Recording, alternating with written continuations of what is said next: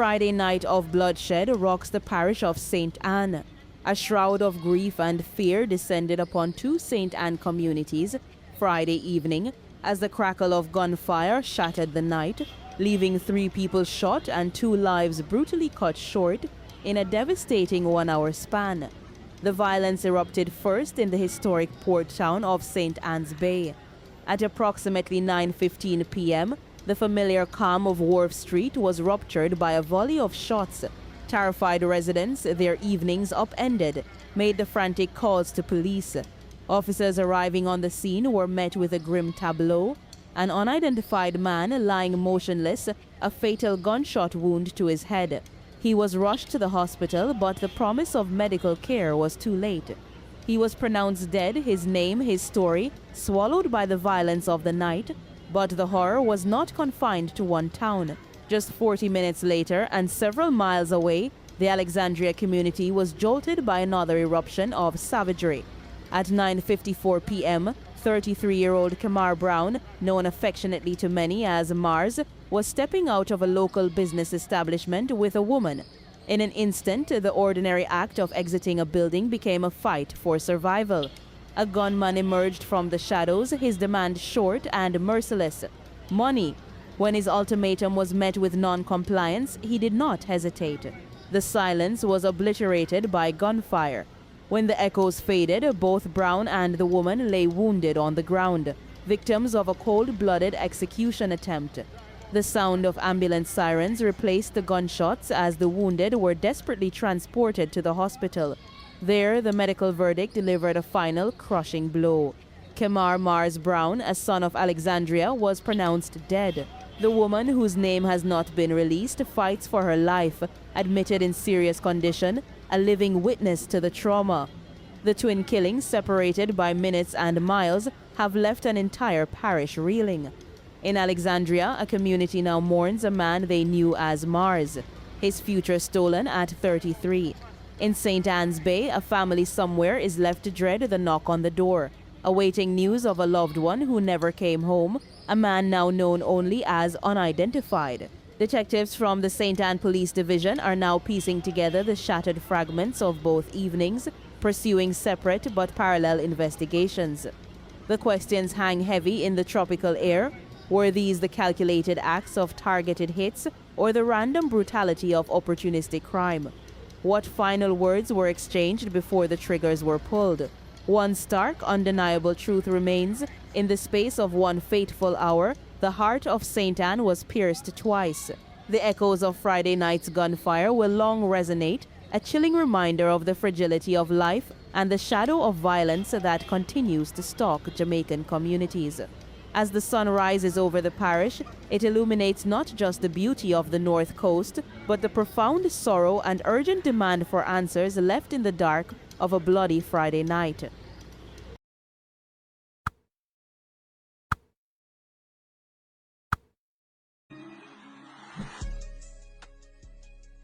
Hunt for brazen assailants after officer survives gun attack in Spanish Town.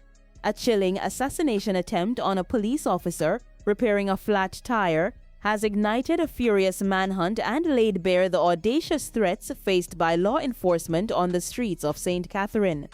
The incident, which unfolded under the cloak of a late Friday night near the Old Harbor Road roundabout, was not a random act of violence but a sudden, targeted ambush.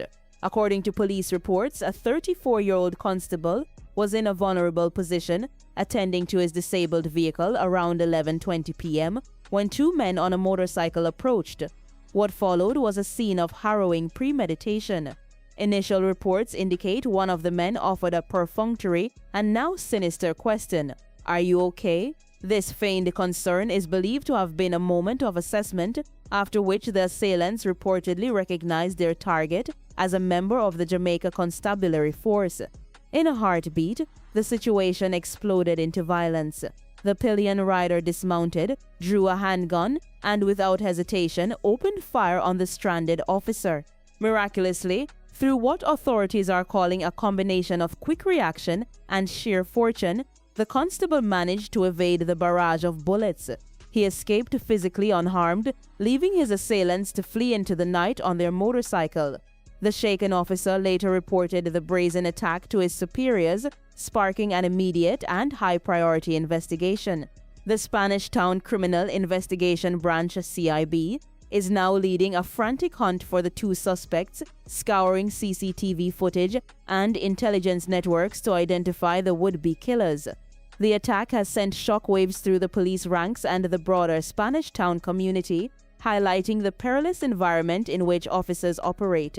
It underscores a brutal reality. Even during a routine civilian task, the symbol of the uniform can make them a target. As the investigation presses forward, the central questions loom large. Was this a coincidental recognition, or was the officer deliberately followed? The hunt for the motorcycle riding thugs is now a top priority as authorities work to ensure a near miss does not become a tragic precedent.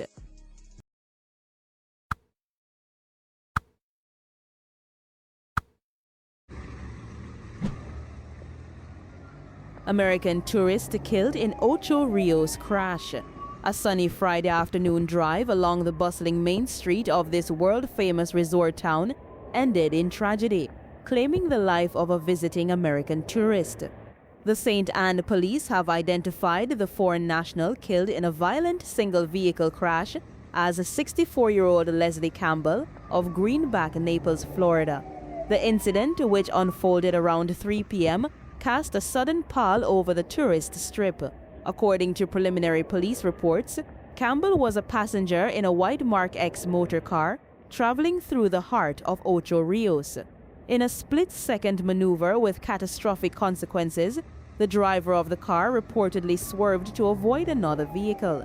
The evasive action sent their car careening out of control, where it slammed violently into a wall.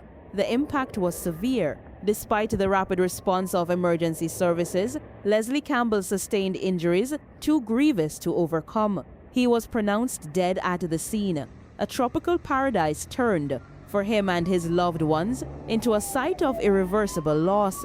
While Campbell's journey ended in an instant, the aftermath continues for the two other occupants of the vehicle. Head of the St. and Police Senior Superintendent Carlos Russell confirmed that both individuals sustained injuries in the devastating collision. They were rushed from the wreckage to a nearby hospital, where they are currently receiving treatment. Their conditions have not been disclosed. The crash sent ripples of shock through the community, prompting an immediate and thorough investigation by the Traffic Division of the St. Anne Police.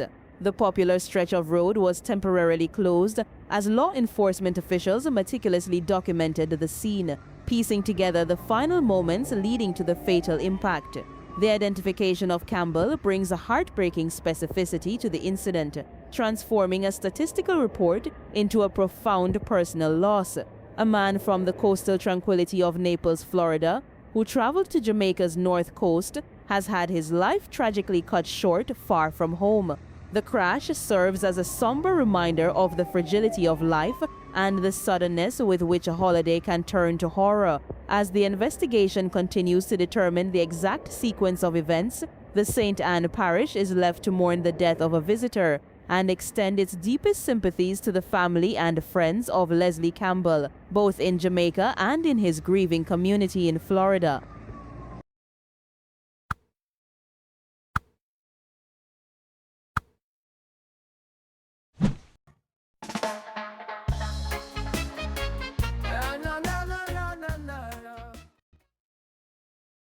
Born Alfarita Constantia Anderson on July 25, 1946 in Cuba, to a Cuban father and a Jamaican mother, Rita Marley's journey would become inextricably woven into the soul, message, and global legacy of reggae music. She was raised from infancy in the gritty, culturally rich Trench town of Kingston, Jamaica, where her musical and spiritual destiny took root. Her path to immortality began in the early 1960s with the Solettes, a vocal trio she formed with her cousin, Constantine Dream Walker, and Marlene Precious Gifford. Discovered by the rising star Bob Marley, who was then part of the Wailers, he became their mentor, producer, and arranger. A deep connection blossomed, and Rita married Bob Marley on February 10, 1966, a partnership that was both romantic and profoundly creative. Rita soon became an integral part of Bob's backing group, the I-Threes, alongside Judy Mowat and Marcia Griffiths. Formed in 1974, the I-Threes provided the haunting, soulful harmonies that became a signature of Bob Marley and the Wailers' sound on iconic albums like Natty Dread, Rastaman Vibration, and Survival. They were more than backup singers. They were spiritual anchors, their voices a celestial counterpart to Bob's prophetic messages. However, Rita Marley's identity was not solely defined by her role beside her husband. She was a fierce protector, a shrewd businesswoman, and a pioneering artist in her own right. She recorded early solo songs like Pied Piper and the album Who Feels It Knows It, 1981, which contained the powerful One Draw, a surprise disco reggae hit. Her voice carried a unique, gritty tenderness that commanded respect. Tragedy struck with Bob Marley's death from cancer in 1981. In the devastating aftermath, Rita assumed the mantle of guardian of his legacy. As chairman of the Bob Marley Group of Companies, she fought legal battles, preserved his catalog, and helped transform his image and philosophy into a globally recognized brand of peace, love, and resistance. She spearheaded the establishment of the Bob Marley Museum at 56 Hope Road in Kingston, making it a pilgrimage site for fans worldwide.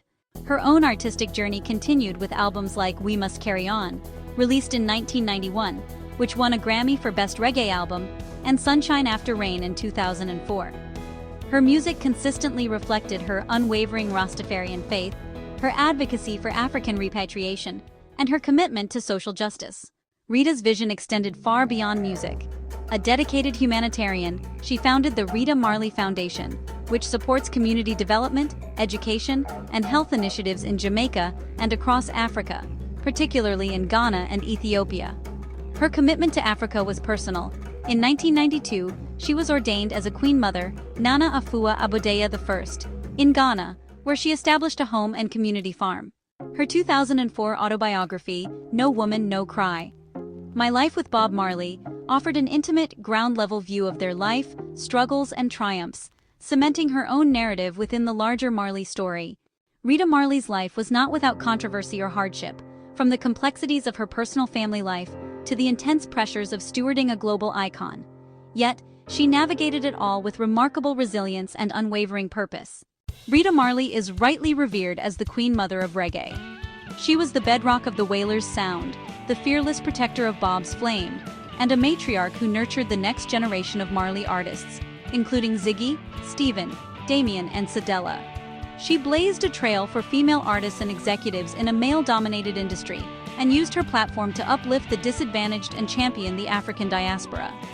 More than a witness to history, Rita Marley was a powerful architect of reggae's soul and its enduring message to the world.